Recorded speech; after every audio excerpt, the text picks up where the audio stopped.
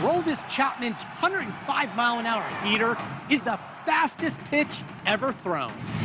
And that pitch wasn't a fluke. In 1 1/3 innings, Chapman threw 25 pitches, and every one of them was clocked at over 100 miles an hour. But how does he do it? Pitching coach Tom House has worked with some of the game's hardest throwers, including Nolan Ryan and Randy Johnson. What you have here is a CC Sabathia upper body and a Randy Johnson lower body. That's why he throws 105 miles an hour. First, his stride. The typical stride length for a pitcher is about 87% of his height, but Chapman's stride averages 120% of his 6'4" height, approaching 7.5 feet. His stride isn't just long, it's fast, taking only 0.8 of a second, 15% faster than average pitchers. Next, shoulder turn. The twisting angles between his front hip and his back shoulder create massive torque.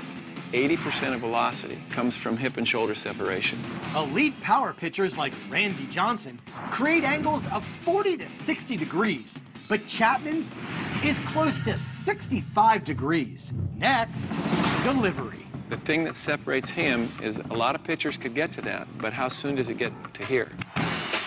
The average pitcher uncocks his forearm in 7 to 9 hundredths of a second.